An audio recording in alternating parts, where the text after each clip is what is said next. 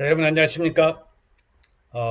김용선 박사의 부동산 투자 연구소에서 왜 대한민국 국민들이 부동산에 관심이 많고 왜 대한민국 부동산에 투자를 해야 하는가 이 부분에 대해서 5가지를 말씀을 드렸습니다. 첫 번째로 부동산은 물의 흐름과 같기 때문에 한번 오르면은 부동산은 절대 떨어지지 않는 성향을 갖고 있기 때문에 부동산에 투자를 해야 된다. 두 번째로는 동일한 부동산은 없다. 세 번째로는 부동산은 재생산이 없다. 이 부동산이라고 하는 것은 우리 생활에 부동산의 부의 원천이 되기 때문에 우리는 부동산에 투자를 해야 된다. 다섯 번째로 부동산은 부의 안정적인 기반을 형성해 주기 때문에 부동산에 투자를 해야 된다는 5가지 사항을 전 시간에 말씀을 드렸습니다. 오늘은 여러분들에게 6번째에서부터 시작을 해서 간단 명료하게 왜 대한민국 국민들은 부동산에 투자를 해야 되는가 하는 내용을 여러분들에게 말씀드릴 수 있도록 하겠습니다. 자, 대한민국의 부동산은요, 대한민국인만이 갖고 있는 한국적인 독특한 특징이 있습니다.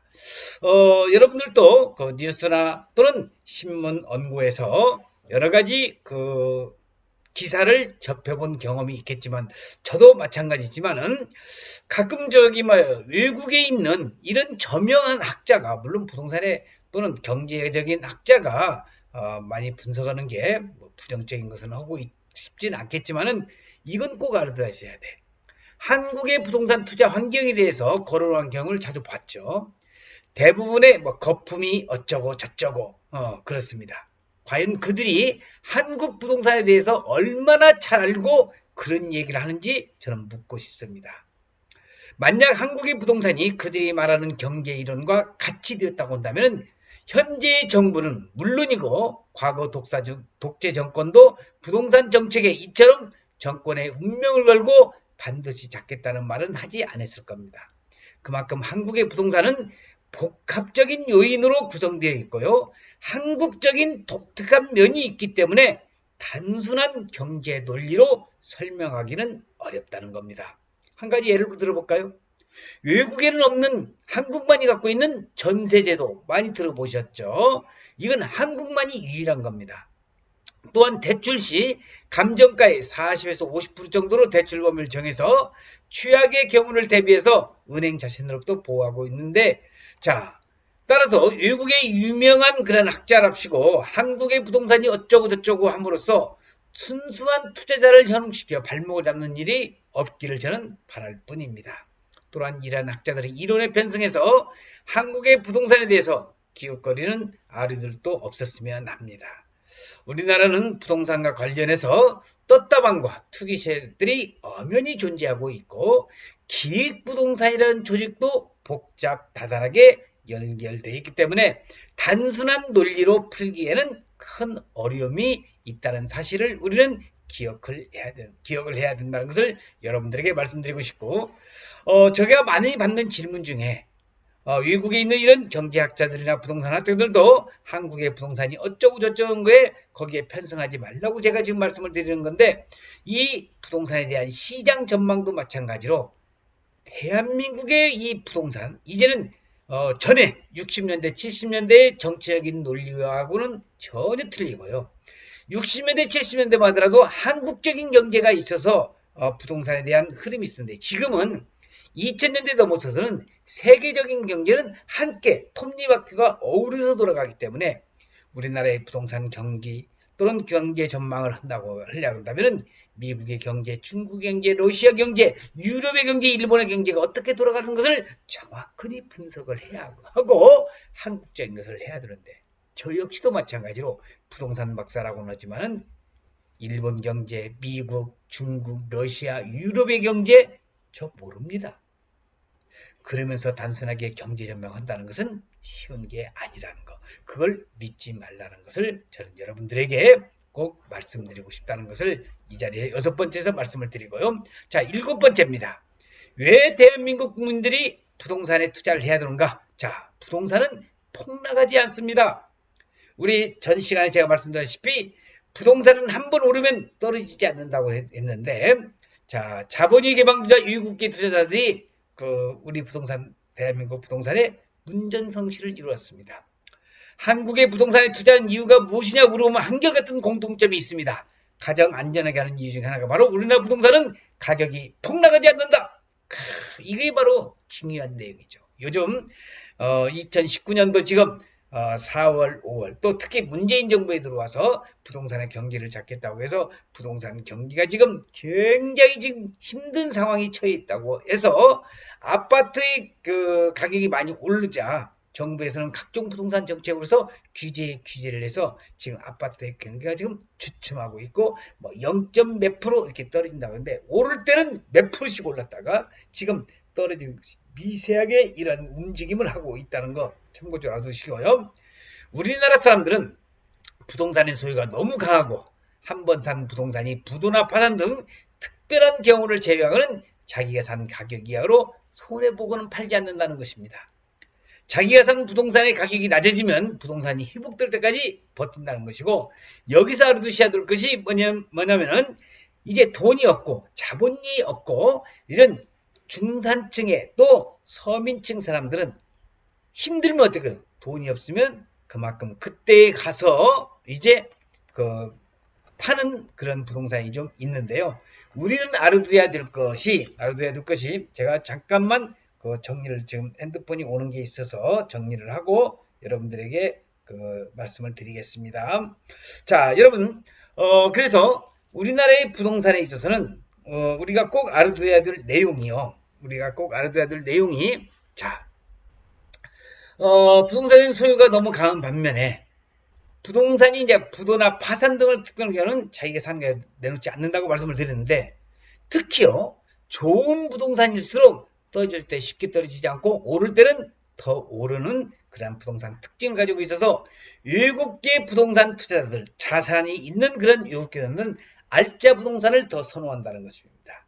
우리를 잘 모르는 외국 사람들까지 우리나라 부동산에 대해 안전하다고 한다면 우리나라 부동산 우리 국민들은 한번 투자해보지 아니도 되지 않을까요? 자, 여러분 부동산은 절대적으로 대부동산은 폭락하지 않는다는 것 참고적으로 좀 알아두시고요. 8대입니다. 8번째는 거품은 거품일 뿐입니다.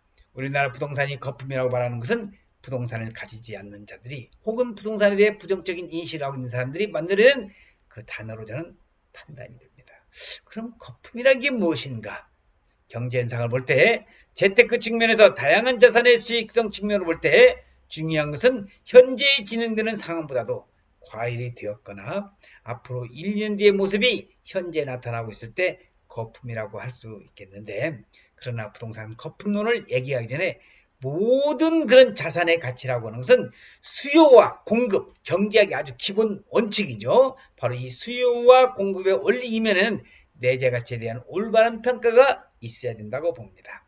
내재 가치 속에는 단순한 경제 능력을 포함해서 매수하려는 사람들의 욕구도 포함되어야 될 것이고 그렇다면 이 욕구를 어떻게 가격 환산할 수 있는 것이 프리미엄이라는 것을 우리는 이 사실을 알아야 된다는 겁니다.